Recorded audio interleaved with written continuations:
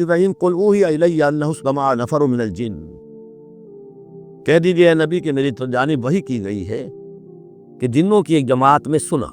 کس کو سنا؟ قرآن کو سنا۔ فقالوا انا سمعنا قرآنا عجبا، انہوں نے کہا ہم نے سنا ہے ایک بہت ہی دل کو لبھانے والا قرآن، یہدی الی الرشد، جو نیکی اور رشد اور ہدایت کی طرف رہنمائی کر رہا ہے۔ فآمنا بہ، ہم تو ایمان لے آئے۔ اس وقت بھی میں نے کہا تھا یہ لمحہ فکریہ ہے، ایک دفعہ کیا اجتماع ہے قرآن کا، اور وہ بندے کہاں سے کہاں پہنچ گئے، وہ داعی بن گئے۔ ہمارا کیا حال ہے؟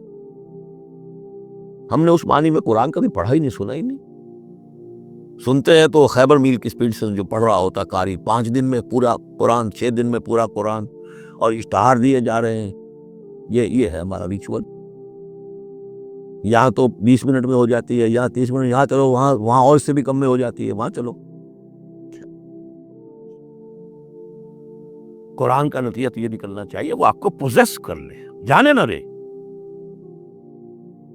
انا سمعنا قرآنا عجبا یہدی الی الرشد فآمنا بہ ولن نشرک بربنا احدا، اب ہم کبھی بھی اپنے رب کے ساتھ کسی کو شریک نہیں ٹھہرائیں گے۔ واللہ تعالی جد ربنا، اور یقیناً ہمارے رب کی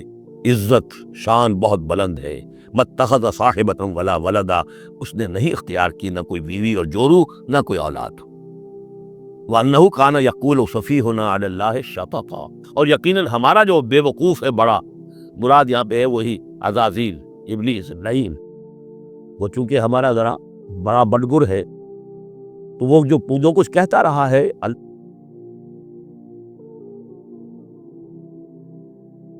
وَأَنَّا ظَنَنَّا أَن لَّن تَقُولَ الْإِنسُ وَالْجِنُّ عَلَى اللَّهِ كَذِبًا، ہم تو اس گمان میں رہے، خوش گمانی میں، کہ جن اور انسان اللہ تعالیٰ کے اوپر جھوٹ نہیں باندھیں گے، لیکن وہ بدبخت تو جھوٹ باندھتا رہا۔ ہم نے اپنی شرافت میں اس کی بات کو مان لیا۔ وَأَنَّهُ كَانَ رِجَالٌ مِّنَ الْإِنسِ يَعُوذُونَ بِرِجَالٍ مِّنَ الْجِنِّ فَزَادُوهُمْ رَهَقًا، اور یہ کہ جو انسانوں میں سے مرد ہیں وہ جنات کے مردوں میں کی حفاظت پکڑتے ہیں۔ یہ ہوتا تھا ان کا طریقہ، وہ سمجھتے تھے کہ بیابان میں جو ہے جنات رہتے ہیں اور وہ ان کے جو ہیں سردار بھی ہیں، تو اب راستے میں پڑاؤ ڈالا ہے جنگل میں، تو سب سے پہلے کہتے تھے کہ ہم اس جنگل کے، اس بیابان کے جنات کی ہم پناہ میں آتے ہیں۔ اب وہ سنتے ہوں گے یہ بے وقوف، یہ آدم کی اولاد، ہمارے تو جد امجد کو نکال دیا گیا جنت سے اس لیے کہ اس کو سجدہ نہیں کیا، یہ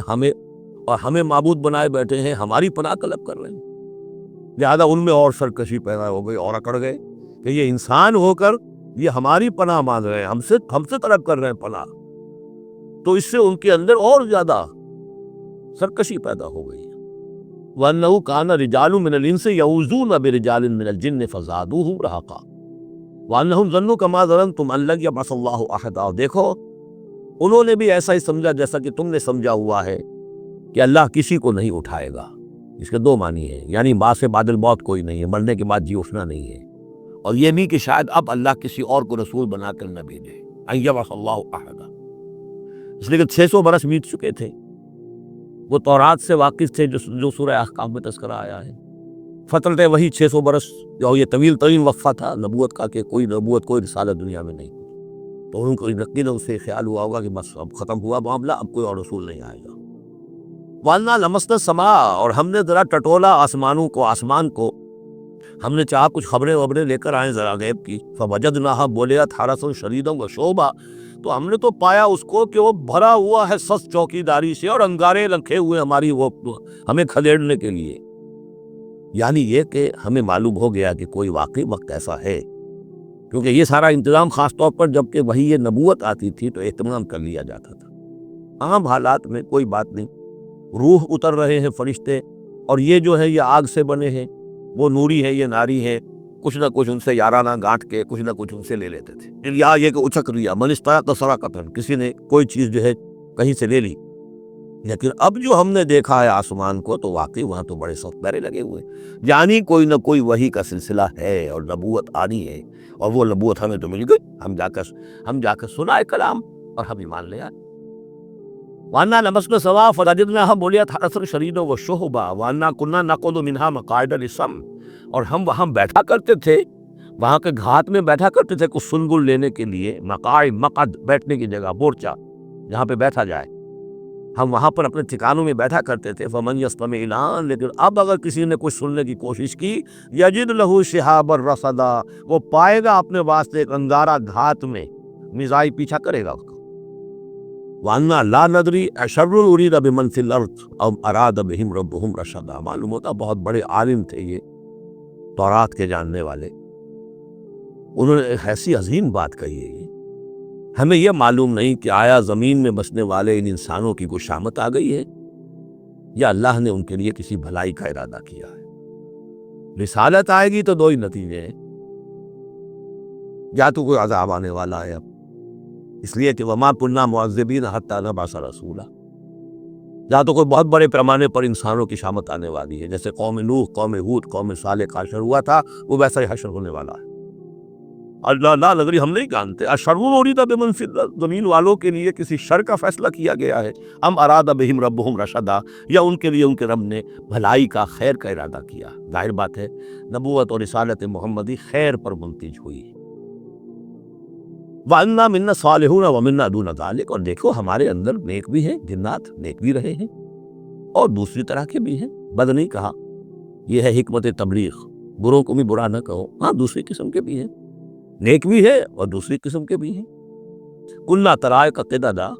ہم تھے مختلف راستوں پر جو کہ ایک دوسرے سے پھٹے ہوئے تھے۔ یہ قددا جو آیا تھا نا، قدت قمیصہ، پھٹ جانا قمیص کا۔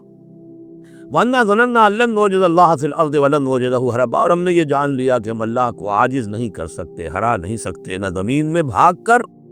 اور ہم کہیں بھاگ کر زمین میں اللہ کو شکست نہیں دے سکتے، اس کی پکڑ سے نکل نہیں سکتے۔ وَأَنَّا لَمَّا سَمِعْنَا الْهُدَىٰ آمَنَّا بِهِ، اور ہم نے تو جب وہ ہدایت سنی، الہدا سنا، اس کی استماع ہم نے کیا، ہم تو اس پر ایمان لے آئے۔ فَمَن يُؤْمِن بِرَبِّهِ فَلَا يَخَافُ بَخْسًا وَلَا رَهَقًا، تو جو کوئی بھی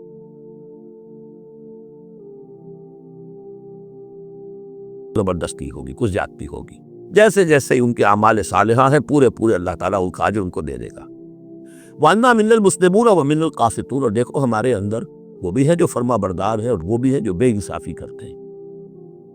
یہ قسط کے لفظ کے ساتھ سمجھ لیجئے،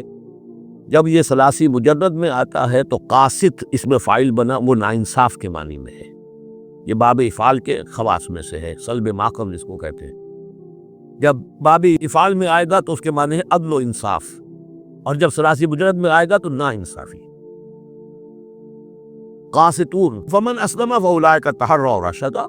جو لوگ اسلام لے آئے، اطاعت قبول کر لی، تو انہوں نے تو گویا کہ ڈھونڈ نکالی خیر کی راہ، نیکی کی راہ انہوں نے تلاش کر لی۔